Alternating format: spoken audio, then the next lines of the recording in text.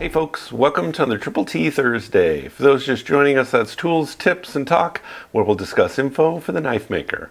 In today's episode, I'm going to go over my goals for 2025. We're in the new year. I can't believe it. But first, let's do a little recap on the goals I set last year.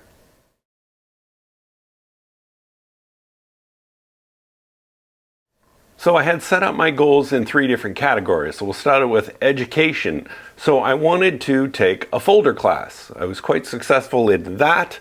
I was happy to take that class and have made 4 folders in total. So pretty happy with that. So I'd say that's a plus.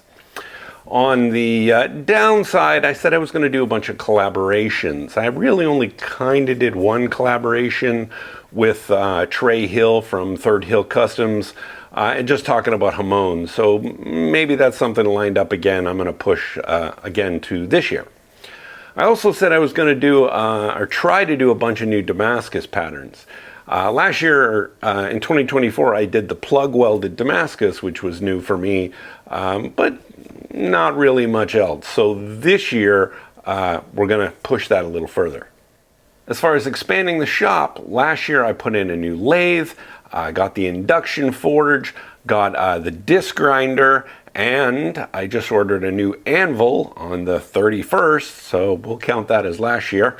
But it won't arrive for probably another month, so I'll do a video on that when it arrives. On the business end of things, in 2024, I released the Sand Shark sanding machine. It's been very, very successful. I'm happy with it. Still selling well. I'm actually out of stock right now, waiting for parts. So if you're waiting for a Sand Shark, give me another week, and hopefully I'll have them back in stock. I also retired from my day job this year in June. So I'm doing this full time now. So that's been interesting. And part of what I did, some of the goals I set for 2024 were based on me knowing I was going to retire in June. And we'll go into that a little more.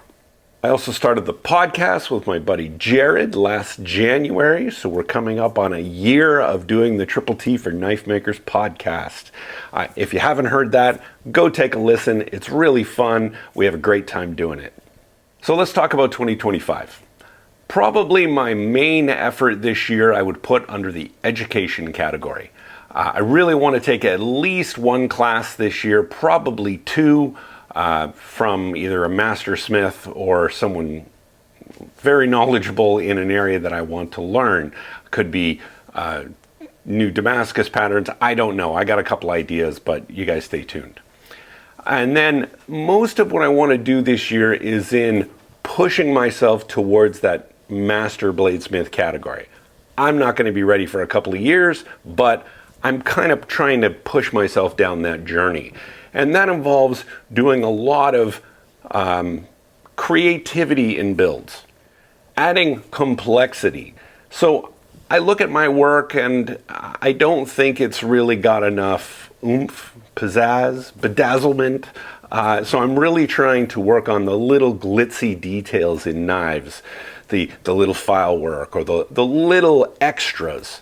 So that's going to be a focus for me this year, is really pushing my work beyond what I've been doing. As part of that, I'm probably going to pull back on the custom orders. I said earlier that part of what I was doing was based on me retiring. So I actually set up a bunch of custom orders in the queue because I was worried about paying the bills, and I'm not worried about paying the bills anymore. I know I can sell knives and I can make ends meet, so to speak, just doing my own work. So really I want to make what inspires me and sell that. So I'm going to be doing very, very select custom orders, very, very few, and only if they are something very interesting to me. So if you have a knife in the custom order list, and if it's really, really important to you, you better reach out to me and see if it's even in the cards for 2025. I want to do at least five new Damascus patterns this year, probably more. I have 2 underway right now that I'm really excited about, and you guys will see the build videos on those soon. I do want to do more build videos. I've kind of been lacking in the build videos. They've only been coming out every couple of months now, but I really want to accelerate that. As part of that, I may pull back on these Triple T videos. I may only do those once every couple of weeks or something like that. I haven't decided yet. I will keep doing them for a while, weekly, but I think you guys will like the build videos more, so one has to go. I don't think I have the capacity to do both at the pace that I want.